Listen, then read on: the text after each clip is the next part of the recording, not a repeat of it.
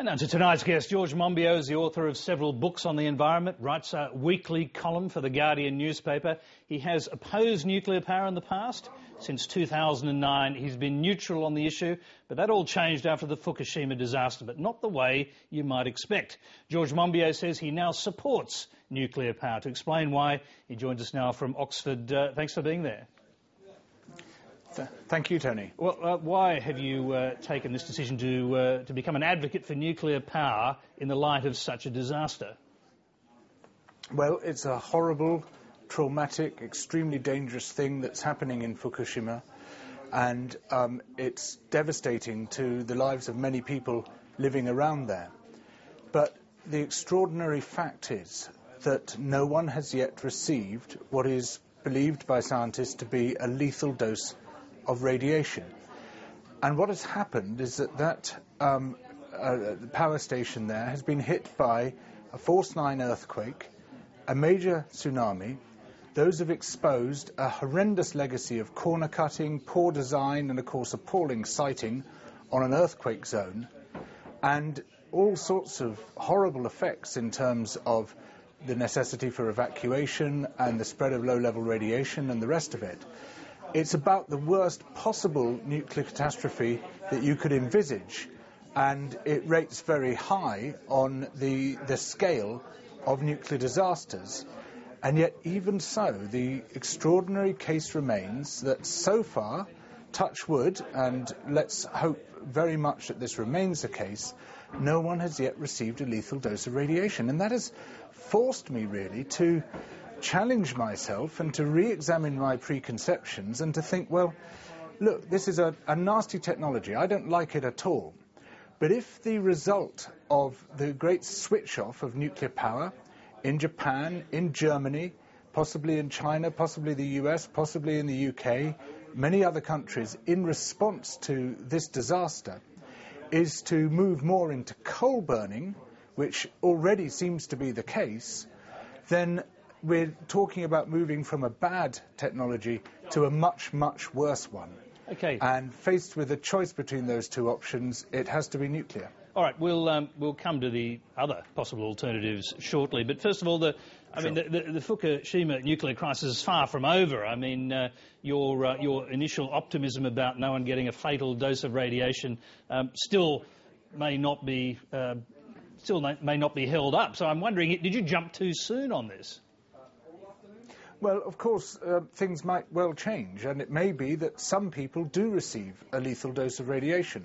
And, of course, that would be a terrible and a horrible thing. But please, let's look at what will happen if we switch to coal. In fact, countries are switching to coal at the moment. In China alone, 2,300 people a year die in coal mining accidents. And tens of thousands, possibly hundreds of thousands, die as a result of lung diseases contracted in coal mining. And that's to say nothing of the very great impacts. We're talking about many, many thousands, tens of thousands perhaps, of people dying as a result of lung diseases contracted through air pollution caused by coal burning. And of course, it's to say nothing of the far greater impacts still of climate change. Now, while, of course, I put renewables way at the top of my list and way above nuclear power, and that's what I want to see being deployed, what is being deployed and what will be deployed if there's this global nuclear shutdown, this is the reality we face, is a switch to coal, and that will cause many more fatalities even than the horrible situation we are seeing in Japan at the moment. All right, let me just be a devil's advocate for a while and go through some of the other key arguments against nuclear power. One of the strongest arguments is an economic one, that the nuclear power industry privatises its profits while socialising its costs. And one obvious example of that is the huge cost of decommissioning plants. And in particular, you've got the Sellafield nuclear plant in Britain, which is going to cost £70 billion to decommission. That's taxpayers have to pick up the bill there. So, first of all, take up the economic argument. Can there be a serious economic argument for nuclear power when those hidden costs are in every reactor? Look, it's an absolute disgrace. I mean, the failure to prepare for decommissioning, either economically or technically, is absolutely shocking. And the nuclear industry, well, they're a bunch of corner-cutting scumbags. I don't have any sympathy for them at all. All I'm trying to do here is to steer a course between a series of bad options, really. But in terms of the full cost of nuclear power, it probably comes out, most estimates suggest, somewhere around 4 pence per kilowatt hour of electricity generated, which is more expensive than fossil fuel, probably comparable, slightly more expensive than large-scale wind, but cheaper than some other renewable technologies. It comes sort of about 2/3 of the way up the scale, as far as we can see. It's not cheap, it's not wildly expensive either, but it is, of course, a low-carbon source of electricity. Now, if you were to look at the decommissioning costs of coal burning, for example, you'll find, because they include climate change and the enormous costs of adaptation to climate change, to the carbon dioxide produced by coal as a byproduct of that industry, you'll find they dwarf those of nuclear power by many, many times. And I cannot emphasize this enough, that if we're switching from nuclear to coal, as many governments like Germany's are doing right now, then that is a disastrous move which will incur far greater costs, environmental, humanitarian and economic, upon the world. I'm just going to stick with the costs of nuclear power for a moment, because as we know from the experience in the United States, there have been tremendous subsidies and loan guarantees, federal loan guarantees have been put in to make sure these nuclear power stations are actually built. They get much higher subsidies, they have in the past, than renewable energies. In Asia, economists estimate that the 110 new nuclear reactors that are going to be built in the next 10 to 20 years are going to be subsidised to the tune of $180 billion. I mean, if those kind of subsidies were put into renewable energies, wouldn't that create a different playing field?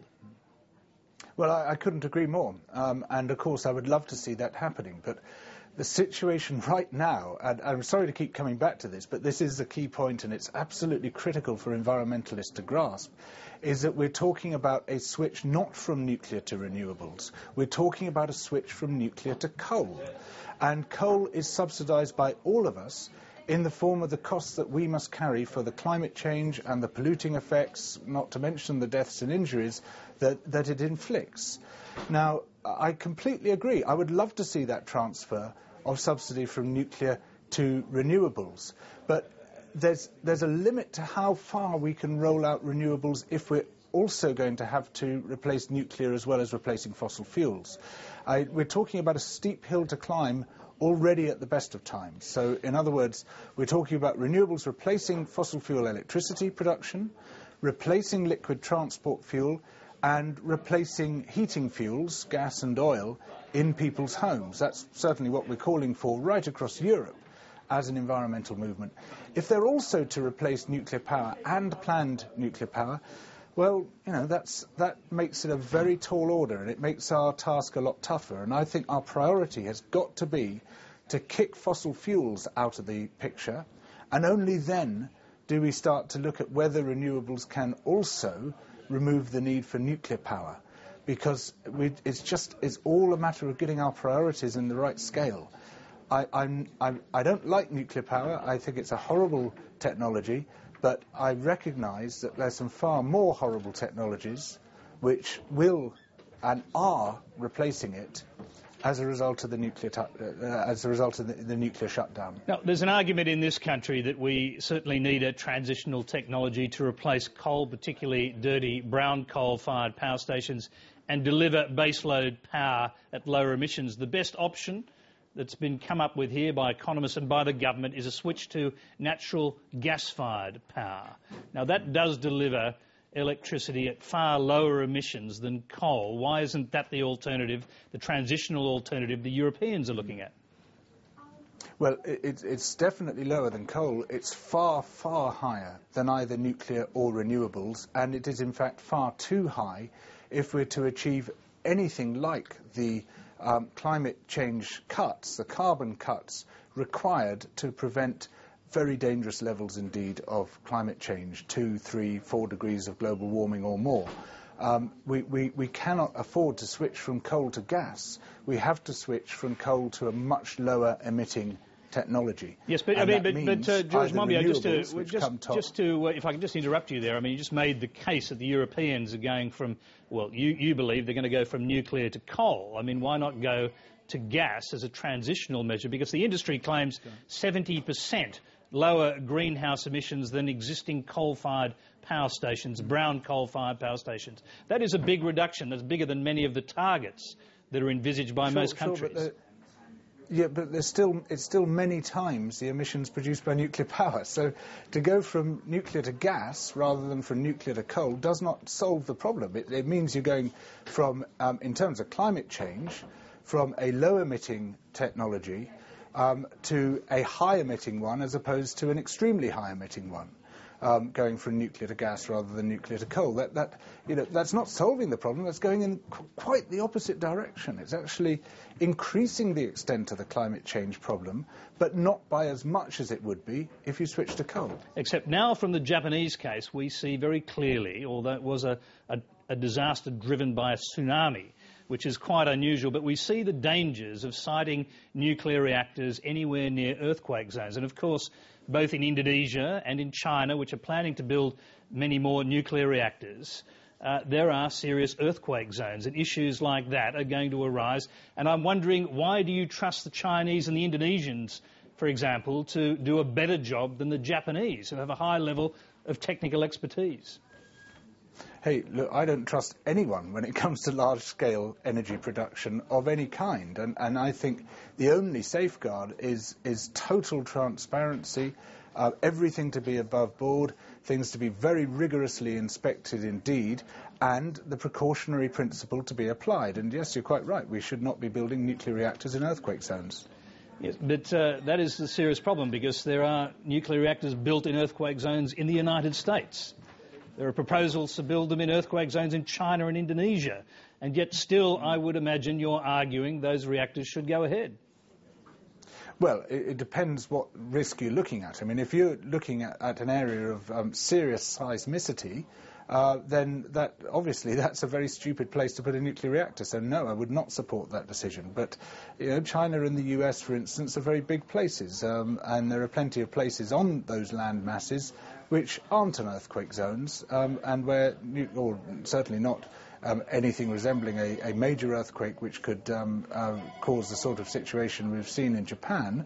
And I don't see why they can't talk about putting them there rather than in the earthquake zones. OK, George Monbiot, as usual, giving us plenty to think about. We thank you very much for taking the time to come and join us on Late Line tonight. Thank you, Tony.